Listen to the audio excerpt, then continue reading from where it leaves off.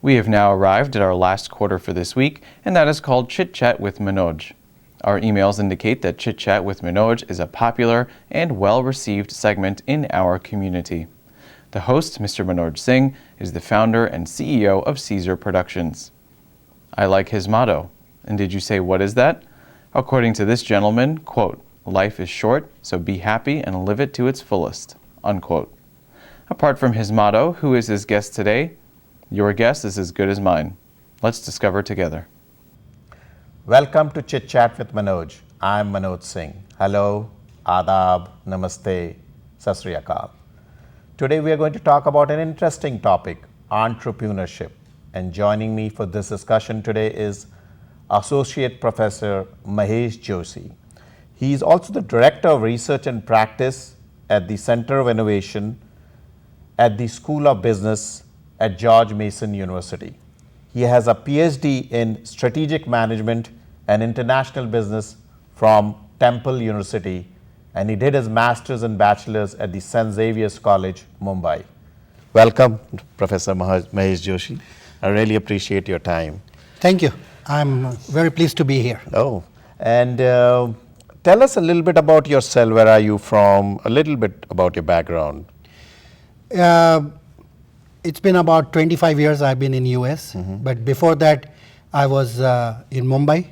As you pointed out, I did my college and graduate studies from St. Xavier's College and worked for a few years in international business arena and then came to US to pursue further studies. Good.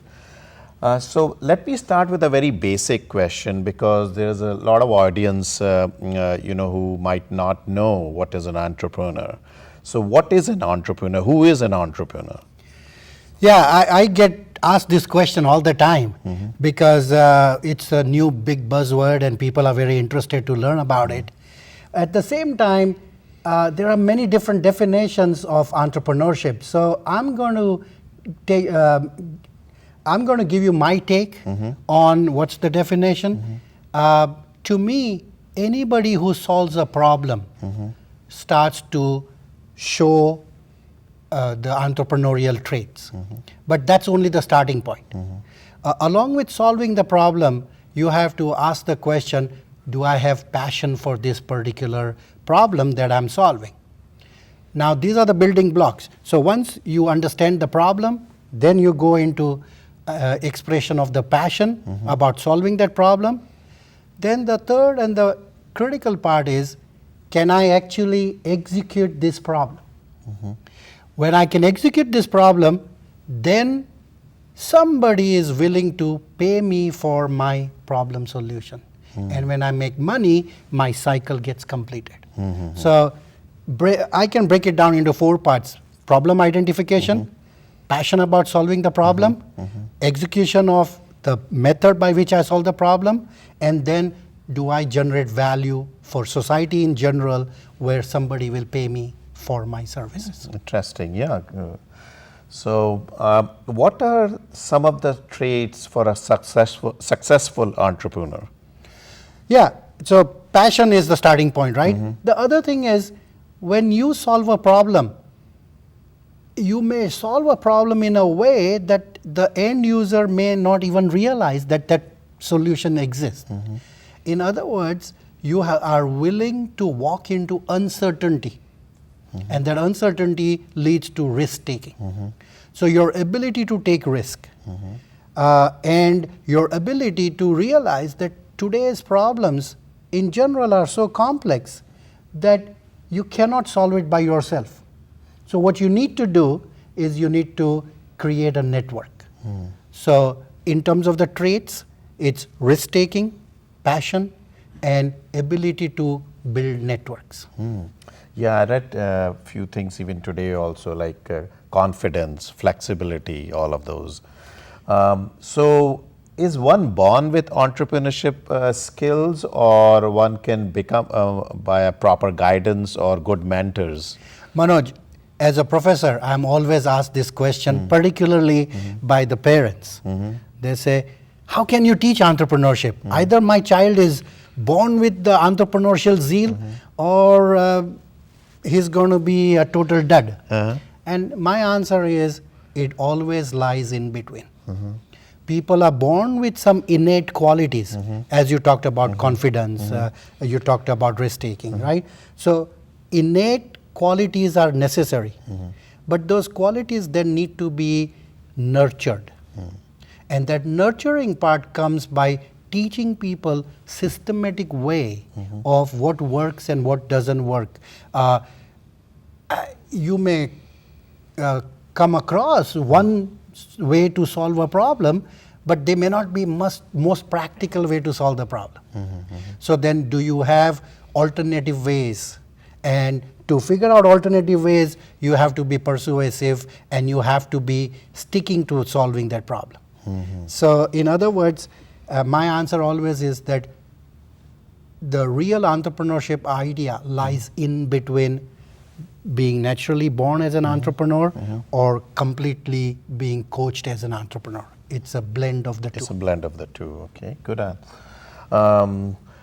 Does proper environment contribute to becoming an entrepreneur? Because I've heard that from successful South Asians, even the ones who have come here and won Nobel Prize, like Professor Khurana and all, that it was possible only because US provided me the right environment to do what I wanted to do.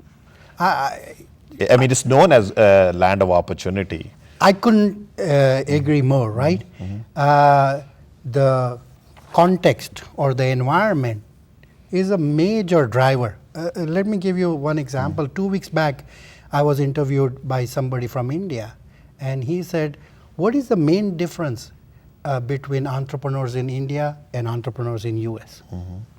And after a little bit of soul searching, finally I zoomed down to this idea that in India, for instance, failure is not celebrated.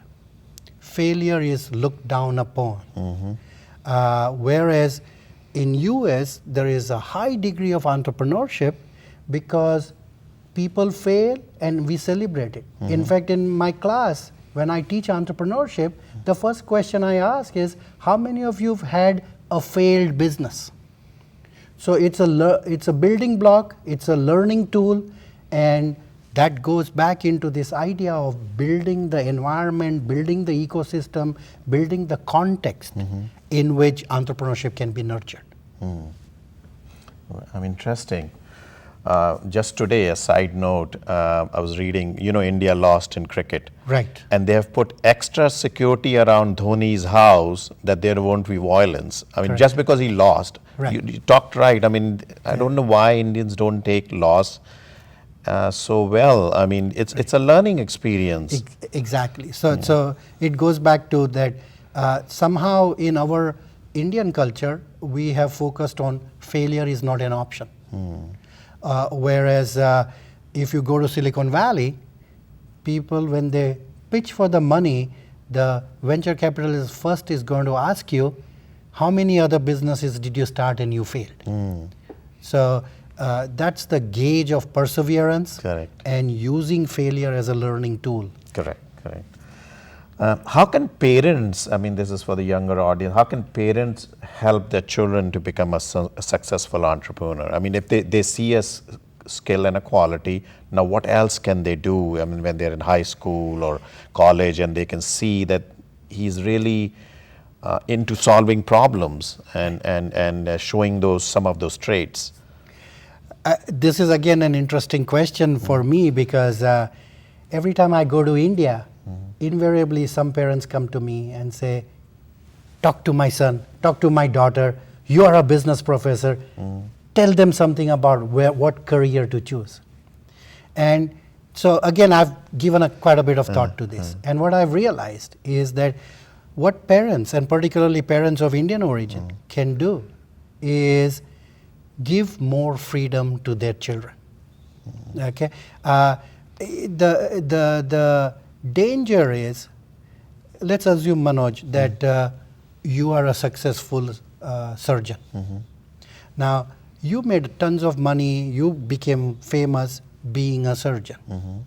But while you were doing that, you've crystallized in your mind that my child can only be successful if she is a surgeon. Right? So what you've done is through your life experiences, through your lens, you have narrowed down the career options for your child. Oh, that's very common among Indian parents. Yeah. And that is the antithesis of encouraging kids to become entrepreneur. Because what's going to happen is the kid either is going to rebel and not dig into any of your experiences and run away from you, or that kid will surrender to you and not allow for exploration of new problems, and therefore essentially kill the curiosity that might be the driver for solution of problems. Okay. Now let's ask a different, this the other way around. What one must not do if they want to be a successful entrepreneur? Okay, that's a tricky question. The reason it's a tricky question is because if we all know what not to do, at the same time we all know what to do, then we all would be successful entrepreneurs, right? But the way to focus on is that let me not get married to my basic assumptions. So what not to do will be, I do not want to be bound by the beginning assumptions that I started to solve the problem. Think out of the box. Think out of the box, allow for people to question. So, and that's why initially I told you network is very critical. Network is not only who can help me raise money, but network is also to whom can I sound off my ideas. Do I have genuinely frank advisors who will say, Manoj, this is stupid, it doesn't work. Correct. Right? So not getting married to my assumptions is one part. The other one is that I am not the only problem solver. And this is the standard exercise I do in my entrepreneurship class. I give a problem and I say that, how many of you have a solution? And then it turns out that many students have similar solutions. So I say that when society faces the same problem from different parts of the world, similar solutions may arise. So on one hand, every wanting to be entrepreneur thinks that they are very unique and creative thinker, and I burst their bubble by saying that if you're facing the same problem, you may come up with similar solutions. Yes, so correct. be aware of that. Yeah. And don't automatically think that somebody else stole your idea. Correct.